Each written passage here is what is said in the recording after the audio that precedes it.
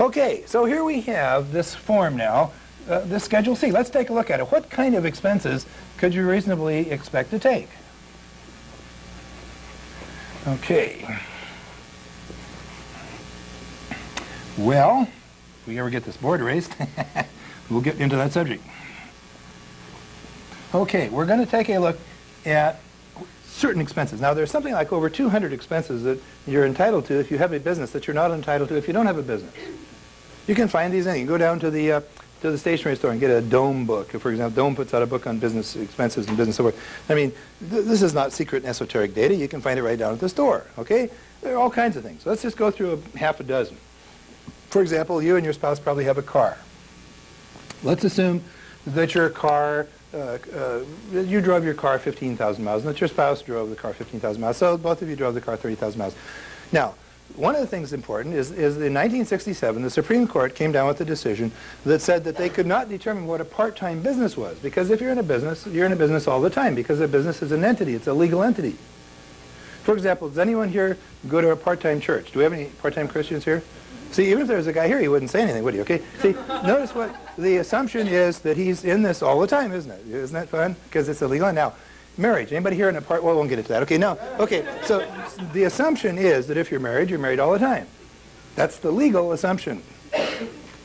Okay. The assumption is of the Supreme Court that if you're in a business, you're in it all the time. And so since 1967, no government publication, no IRS publication has mentioned the word part-time business, because there is no such thing in the eyes of the law. You're either in a business or you're not in a business. Is this fun? You're in a business all the time. You're in a business while you're asleep. Henry Ford goes to Europe. He goes skiing. Does he still write off his plant at Dearborn? Yes, because his presence isn't required. He's not taking that deduction because of where he is. It's who he is. He's not even taking it because of what he's doing. He goes down to Cabo San Lucas for the weekend. Does he write it off? Yeah, he may be doing some business down there someday. But because he is a business, he writes it off. Now, naturally, the trip has to do something to the business, so he has to have receipts, he has to have records, and we'll get into that in just a minute. He has to identify that this is, in fact, a business activity. Yeah, question? Oh, you're stretching. Okay. Long day. Okay. All right. So what we have here are some interesting things. Okay. So now there's 30,000 miles that he and his spouse, or she and his spouse, her spouse, drive, and the gas, what is it, $1.50 a gallon now? So there's $4,500 at 10 miles a gallon that this guy can write off because he's got a car. Well, he had a car last year. He put same miles on. Gas may be a little more expensive. But now, not only that, he can depreciate his car, can he? That portion that's used for business can depreciate. We're just going to go 100%. Actually, we don't recommend going 90%, but it's too long to go through all the calculations, so we'll just show you quickies here. This is just a real fast one. Depreciation, okay? Let's say okay, same thing. Let's say his wife has a $12,000 car, and he has a $12,000 car, so we got $24,000 in cars. You can take about 20% of that the first year, roughly speaking. Okay, so you're looking at about, what are you looking at, $4,800, right? Look at this guy. He's got $10,000 he can write off because he's got a car. Are we having fun? Mm-hmm. See, if he doesn't have the business box, he can't deduct any of this. Now, this is what's never taught when you go even to the H&R Block schools. They don't spend a lot of time on the Schedule C. They spend even less time on a 1040X where you go back and you amend the returns, because you get paid for just filling the forms out, filling the forms out, filling the forms out. All you get is $40 a form or something, pop, pop, pop. If you spend any time to explain it, you lose money. The other guys in the room make more money. So the system is set up so anybody who explains this to you is severely penalized. Besides that, he doesn't want to do the audit. Well, what else have we got? We've got your meals outside the house. Breakfast, lunch, dinners, theaters, entertainment. Okay? You wouldn't leave the house anymore if it wasn't for business, would you? Do this. See? You couldn't. Matter of fact, you couldn't. You're in business all the time, aren't you? So your meals outside the house, breakfast, lunch, dinners, theaters, entertainment, golfing, bowling, recreation, all this stuff is somehow related to your business. You have to keep records. Next module will show records. But the expense here is very interesting, because let's assume that you and your spouse each spend $15 a day outside the house. Pretty minimal, right? Okay, so that's $30 a day times 365 is about $10,000. Now you can take 80% of this, because they cut back to 20%. I'll show you. They gave it actually on things like depreciation and what they call the item 74, where you can expense certain things. So where they take it away from business, they also give it back. What they do is they take it away from the individual. See? Okay, so entertainment would be $8,000 because you ate food outside. Well, You could also write off if food inside the house were used for your business. That would be a write-off. Well, everything you're doing, everybody's over there seeing you. You have people over for dinner. Okay, would it be reasonable to assume that 25% of your groceries are consumed by others while they're over at your house? Do this. Okay, now, what are you doing while others are over at your house? Well, you're eating with them, aren't you? So another 25% of your groceries are consumed by you while others are over there. Well, this brings us to the result that 50% of your groceries are used in the conduct of business. You have to keep records. We'll go through that, okay? Now, let's assume your grocery bill is $150 a week. Okay, times 52, we're looking at about $7,500. Half of that, okay, about $3,700 or so is deduction. We'll call it demonstrations and training or sales promotion, whatever you want to call it, is deductible because you ate food at home. Now, come on, fess up. Some of you have been doing this all along, haven't you? Okay, now what you haven't been doing is deducting it. See, never am I suggesting that you spend more money. Well, you can't. You spend it all, right? So you can't spend more money. You just reclassify what you are spending. Is this fun? See, people often ask me, they say, what does it cost to go to your seminar? I say, well, it's usually free or, a few bucks, but it costs you like, $10,000 a year to miss it. Okay? All right, then what do you got? Well, travel. Okay, anything more than 50 miles from home is business travel. It reminds me of one of our clients last fall. He and his wife, they ran an ad in the Honolulu Inquirer and wanted to know, and to see if anyone wanted to be in their business. And then they flew over, and he said they waited for 2 weeks to see if anyone would answer the ad. Okay, and he came back, and he was very disappointed. He said it didn't go too well, and so they had to also go again this spring. Okay, now, and so we had $3,000 here. Okay, okay. Well, the guy was trying, profit motive.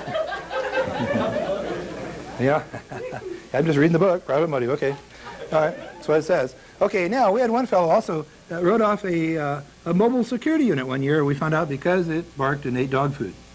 Okay, and so if you have cats, you may want to have them apply to your business as sort of rodent control devices, or if you're into birds, you may want to go for aerial surveillance. Okay, and so we add these things up here, and you see with just a half a dozen things, we got what, 4.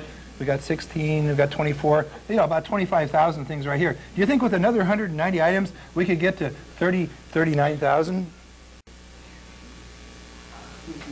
If you got any problem, if you got money left over, you can't figure out what to do it, call us, we'll help, okay?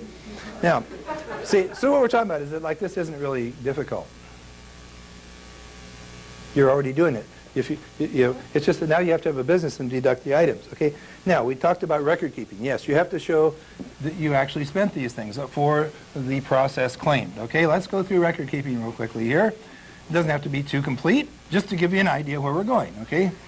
This is not for any specific use. This is a general application of these expenses. Each person will have his own specialties. Okay, this is getting harder. Okay. All right. Now, let's take a look at some things. Okay, your profit motive. Okay, you want to remember we showed profit motive, and we had economic activity, right?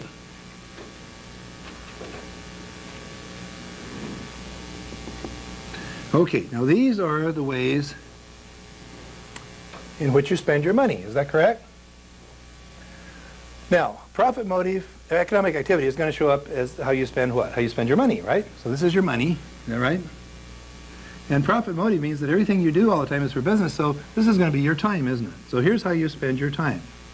So you're going to keep track of two things now, money and time. Now, you will not have to spend more than 3 or 4 minutes a day on this.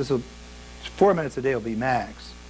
If after a month or so you work on this, you find that you're spending more than 4 minutes a day, give us a call and we'll give you therapy. Okay? Because it won't be a bookkeeping problem, it'll be a mental problem, okay? Now, so what we want to show here is that anybody, really, if he wants to, can do this. It's really not that hard. Okay, now, we have here, okay, what kinds of type, well, what do we got? What's that? What is it? Oh yeah, why don't you pass them out? Anybody that would like to know how to do this, we'll give you a call. If you don't like to, if you don't want us to call you, don't give us a card. It's real simple, okay? Then that way nobody's called or bothered. Because if you want to pay tax, we don't want to bother you, okay? Now, But seriously, if you give us a card, we'll give you a call. And I'll come down here from time to time, and Guy will probably be working with us in some things here. And we'll take care of your needs if you like. Okay, as far as showing you how you do this, our first visit is free. It will just give you a free estimate, what we can save for you and what it would cost. And you can either do it or not do it. Okay, it's up to you. No obligation, no commitment. Okay, what kinds of time would you have? Well, let's take a look. We know that there's personal time, and we know that there's business time. Isn't that right? Now, based on our discussion here today, how much of your time in the future do you think would be related to personal use? None. Okay? So notice carefully, you will have no personal time. Notice how this clears this whole story up for us now. Not complicated. You only have one kind of time. It's business, isn't it? Okay, what kinds of money are there? Well, there's only three ways I know of you can spend money. Okay? One is with checks, one is with credit cards, and one is with cash. That's the only way you can spend money. Isn't that interesting? So there's the kinds of time and money we have. I mean, you can spend years studying this. It's called bookkeeping. You know, save your time. Okay, what do we have here? Okay, the next thing would be the records. What kind of records do you have to have? Well, to show your time, you want to have what's called a daily diary. Okay? Now, the daily diary is going to show the things that the people you see during the day, the people you talk to on the day, every day, and the things you do every day. So your daily diary is going to show see, phone, and do, because that's the only three things there are to do every day. And this isn't like infinite. It's not a big problem. We just have to categorize these things and put something down, okay? All right. Now, for records, what do we need? Well, for records, okay, we've got our canceled checks. We need got our canceled credit cards. Okay, what else do we need? Well, we need to have over here, we need to have really sort of a cash log, don't we? We have a cash log, and the cash log is going to keep track of all your cash because you're already keeping track of everything else. So you're already doing a lot of it. It's just not maybe complete. Okay, now the next question here is what kinds of entries do we need to make? Okay, the entries that we need to make, by the way, the cash log, I can show you what that looks like. We produce those. See, here's my daily diary like this. Daily diary yesterday, daily diary day before. See, I'm in business all the time, no problem. Da-da-da-da. Okay, now here's our cash log. And here's the categories, and here's all the stuff you put down. Put the receipts in here. We'll explain how to do all this. If you have a trust, you may not even have to file a personal tax return because the trust will file a return, and you may just work for expense reimbursements. In other words, the trust just reimburses your expenses. See? In other words, if you go out and you spend money on behalf of this trust for food, shelter, clothing, travel, and so forth, the trust reimburses you the expenses. That's not income. Expense reimbursement is not income. Isn't that interesting? So you may only work for $1 a year. You just have your expenses reimbursed. What do you want money for? That's just a problem. See, now the trust will have to file the return, but that takes the problem off you because now you don't have to make any money if you don't make more than a few dollars. You don't have to file a return, do you? Is this fun?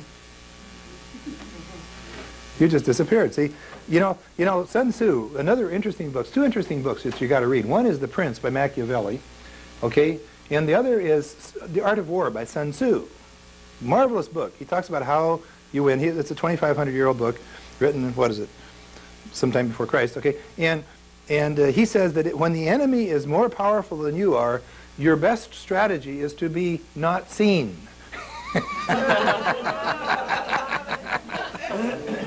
You can't beat his logic. I remember one time when I was drafted back in the early middle 50s, and we ended up at Fort Ord.